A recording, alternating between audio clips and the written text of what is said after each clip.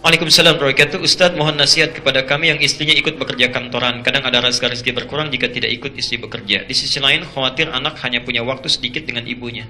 Syukran. Afwan. Al-Karim, bertakwalah kepada Allah. Allah sudah membuat aturan. Ada aturan di Quran. Quran surah An-Nisa, jawabannya ayat ke-34. Pelan-pelan. An-Nisa ayat ke-34. Itu ada pembagian 2 tugas. Dan uniknya nanti orang Jepang yang praktekkan. Ya. Mereka punya programnya. Anda harus bedakan bekerja dengan mencari nafkah, itu lain. Ya, bekerja dengan mencari nafkah itu lain. Ya. Seorang suami ketika akan menikah, ingat ya, bukan ketika telah menikah, akan menikah, itu ditegaskan oleh Quran, tugasnya akan menjadi imam. Imam, pemimpin. Ya, pemimpin, jelas ya. Ar-rijalu qawwamuna 'alan nisa. Kalau Allah sudah menyebutkan pemimpin, berarti 2 aspek, dunia dan akhiratnya. Aspek akhirat itu pemimpin dalam ibadah spiritualnya. Di bapak misal, mohon maaf, di Masjid Al-Ihsan jadi makmum, pulang ke rumah jadi imam. Ya. Sifat seorang imam artinya jadi pendahulu, dia mimpin, yang dipimpin mengikuti bacaan imam, gerakan imam dan seterusnya. Bagaimana Anda bisa menjadi imam kalau tidak mengerti bacaannya? Tidak tahu gerakannya. Karena itu seorang suami ketika bersiap akan menikah, dia mesti belajar bagaimana cara jadi imam yang baik. Tidak mungkin seorang ditugaskan jadi pilot kalau tidak bisa mengendarai pesawatnya. Ya. Tidak mungkin jadi masinis kalau tidak bisa mengendarai keretanya, itu nggak mungkin. Karena itu belajar.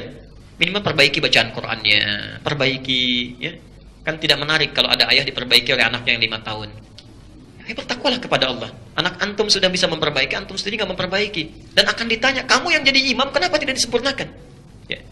Pernah ada kisah yang kami terima beberapa waktu yang lalu, saya pernah sampaikan. Makanya kalau bapak ibu kedatangan seorang pemuda, ya, kata Nabi, yang diridhoi baik akhlaknya, itu segera nikahkan. Kedatangan seorang pemuda yang akhlaknya paling bagus, ya. Kan ada 4 ya yang biasanya ukurannya. Tuli jamaliha, karena cantiknya, karena gantengnya, ya. Walaupun itu relatif ya. Orang bilang cantik relatif, kalau jelek mutlak katanya. Jadi kan itu ukuran, ya. Yang kedua, hartanya. Ini seringkali salah memahami. Hartanya itu disebutkan kaya, bukan. Kalau untuk perempuan, yang bisa memanage harta suami dengan baik. Untuk perempuan. Jadi kalau misalnya laki-laki mencari calon istri, carilah calon istri yang bisa memanage harta suaminya dengan baik. Cari.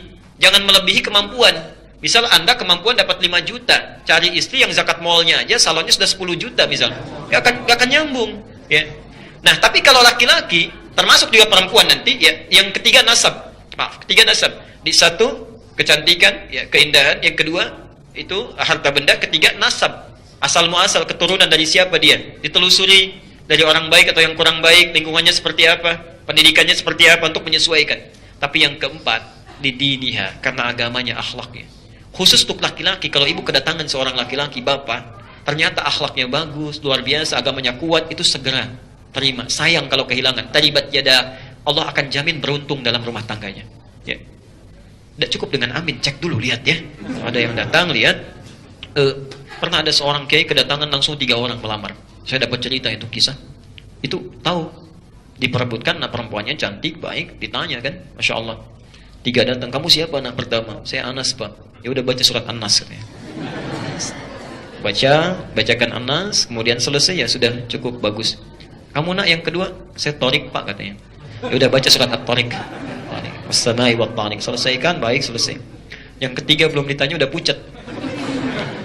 Kamu siapa nak? Saya Imran pak katanya. Saya Imran. Tapi belum selesai. Tapi panggilan sehari-hari kulhu pak katanya. Ya, panggilan sehari-hari kulhu. Masya Allah. Tidak bercerita. Tapi Masya Allah, mohon maaf. Tapi ini nyata, saya pernah sampaikan juga di sini. Tapi ini percakapan nyata waktu di Panjalu pulang ke Garut. Nggak tahu apa ada hubungan yang tidak dengan kisah ini. Tapi yang kedua ini pertanyaan yang real, nyata disampaikan. Ustadz, bagaimana hukumnya? Ada seorang pemuda menikah, dia nggak pernah baca Quran, cuma hafal surat Al-Ikhlas. Qul huwallahu ahad. Itu saja. Setelah menikah qadar Allah, diberi jalan oleh Allah. Ya, ibu mertuanya minta diimami di rumahnya. Nggak keluar dulu, subuh baca Qul huwallahu. Begitu maghrib jahar Qul huwallahu lagi. Ya. Begitu isya kata ibu mertuanya, nah nggak apa-apa lah. Yang rakaat pertama Qul huwallahu, yang kedua mohon ganti surat lain ya. Anaknya nggak jawab. Begitu takbir, waladdallin, rakaat kedua diam lama begini. Masya Allah.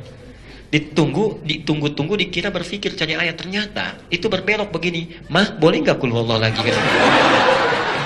Itu nyata ditanyakan pada saya di Garut. Apa hukumnya orang sholat seperti itu? Saya bilang batal pasti sholatnya dan dia mesti belajar. Maka Anda yang sudah siap menjadi seorang suami itu mesti belajar. Nah, dalam hal urusan kepemimpinan dunia itu pun sama. Bima faddalallahu ba'dahum ala ba'din wa bima anfaqu min amwalihim. Kelebihan laki-laki dibanding dengan perempuan, laki-laki diberikan perangkat mencari nafkah. Ini poinnya. Jadi kalau Anda ikuti petunjuk ini, nafkah ya, bukan bekerja, ingat, nafkah. Jadi nafkah itu tugas yang melekat pada suami, bukan istri. Di rumah ada suami, istri, 3 orang anak, 1 orang yang bantu. Ya, misal. Jadi ada 6 orang. Begitu suami mencari nafkah, dilakukan sesuai petunjuk Allah, nanti Anda keluarkan lagi ayat yang lainnya. Bagaimana cara mencari nafkah? Kalau ingin yang standar, Al-Baqarah 168, itu sama dengan non-muslim, sama aja. Kalau ingin agak cepat, nyarinya nggak susah, datang rezekinya mengalir dengan mudah, Al-Baqarah 172. Kalau nggak terlalu lambat, tapi cepat sekali datangnya, bahkan belum minta, sudah turun.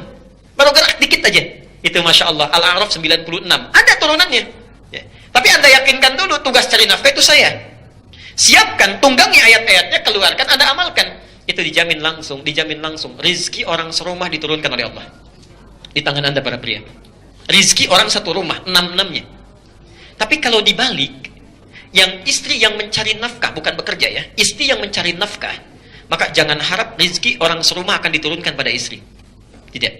Hanya untuk pribadinya saja. Kecuali dalam keadaan tertentu. Makanya seorang perempuan yang bertugas mencari nafkah, selama suaminya mampu dia mencari, itu akan selalu banyak masalah di rumah tangganya. Dan selalu kurang. Selalu kurang. Karena keberkahan tidak masuk. Keberkahan tidak hadir.